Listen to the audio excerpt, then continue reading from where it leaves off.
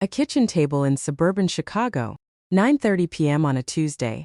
12-year-old Mia is hunched over her laptop, earbuds in, talking to a screen. Not FaceTime. Not a friend. An AI tutor. Her mom Sarah watches from the doorway, arms crossed, coffee going cold. She's been at it for an hour, Sarah whispers to her husband. Her grade went from a C to an A- in 6 weeks. He nods, but neither of them smiles. Because last week, Mia's teacher called. She said Mia aced every practice test but couldn't explain a single answer without the AI open. That pause. That silence between pride and dread. A landmark study published in Nature found that students using AI tutors learned more than twice as much as those in traditional classrooms. But in the same year, the Brookings Institution warned that AI is causing a great unwiring of young brains. Students can't reason, can't sit with a hard question for more than 30 seconds. Sarah stares at the doorway. Her daughter's grade is perfect. Her daughter's understanding might be paper thin. And she has no idea which one is real. The next morning, Sarah drops Mia off at school and notices something she never paid attention to before. Every single kid walking through the doors has a phone out. Not texting friends, scrolling AI apps. She pulls into the parking lot and opens her own phone. Starts searching. In 2023, about 13% of American teens had used ChatGPT for schoolwork. By 2024, that doubled to 26%. By 2025, 69% of high school students were using AI for assignments. And now, global student AI usage has hit 92%. Sarah scrolls deeper. A Pew Research survey from last month shows that 30% of parents have no idea whether their kid uses AI chatbots, and 40% have never once talked to their child about it. Sarah realizes she's one of them. She let Mia download the app 6 months ago.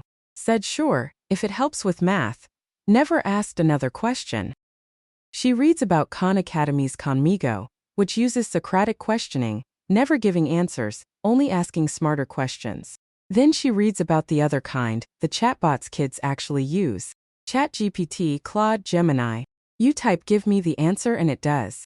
No guardrails. No friction. Sarah stares at her phone in the school parking lot. The AI education market will hit $137 billion by 2035. Her daughter is already inside that machine. That evening, Sarah sits down next to Mia during her AI tutoring session. Show me how this works, she says. Mia shrugs and types a question about photosynthesis. The AI doesn't just spit out a definition. It asks Mia what she already knows. Then it builds on her answer with a new analogy. When Mia gets confused, it tries a different angle. When she gets it right, it pushes her slightly harder. Sarah watches genuinely impressed. This is what educational psychologist Benjamin Bloom described in 1984 as the 2 sigma problem. Students who received one-on-one tutoring performed 2 standard deviations better than those in regular classrooms. That's the difference between an average student and the top 2%. The problem was always cost. You can't hire a private tutor for every child. But sitting at this kitchen table, Sarah is watching something close to Bloom's dream. The AI adapts in real time. It has infinite patience. No frustration. No clock running out at 3 p.m. The Nature study measured how this works under the hood. The AI tracks each student's knowledge state across dozens of micro skills. Every response updates the model. Every question sits right at the edge of what the student can almost do. Psychologists call that the zone of proximal development. A 2025 study found that when you pair an AI tutor with human oversight, students succeed on novel problems 66% of the time, compared to 61% with human tutors alone. Sarah nods slowly. She can see why Mia's grades jumped. But something still nags at her. Okay, she says to Mia, close the laptop. Now explain photosynthesis to me. Mia opens her mouth, closes it, opens it again. The AI explained it better than I can. That moment at the kitchen table keeps Sarah up that night. Mia knew the answer 10 minutes ago. With the AI open, she was brilliant. Without it, she went blank. Sarah discovers she's not alone. In a Boston high school physics classroom, a teacher hands out a problem set. No laptops allowed. Within 5 minutes, 3 students ask to go to the bathroom. 2 stare at blank pages. 1 raises her hand. Can you just tell me the first step? Teachers have a name for this. Cognitive offloading. The student isn't thinking. She's waiting for something to think for her. The OECD released a landmark study this year. Students who use general-purpose AI chatbots produced higher quality work, better essays, more elegant problem solutions. But when those same students took exams without AI access, the advantage vanished completely, as if they had never learned it at all. The knowledge lived in the AI, not in their heads. A Fortune investigation interviewed dozens of teachers in February. Students can't reason, one said. They can't hold a train of thought for more than a few seconds. And the cruelest part is how invisible it is. Sarah thinks back to all those perfect homework assignments Mia brought home.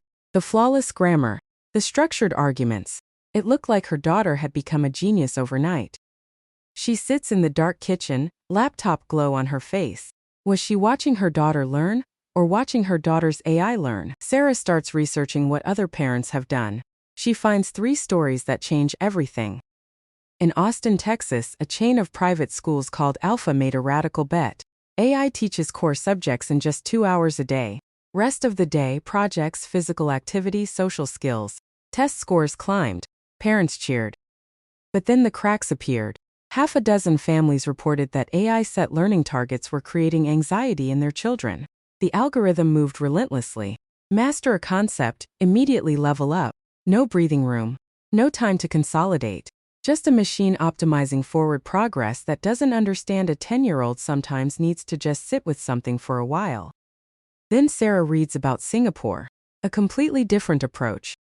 Their AI tutoring initiative pairs every AI session with a human mentor who checks in weekly. They call it AI as bicycle, not autopilot. The AI handles repetition and instant feedback. The human handles motivation and what the Singaporeans call productive struggle. The practice of sitting with difficulty until understanding emerges on its own. The results are modest.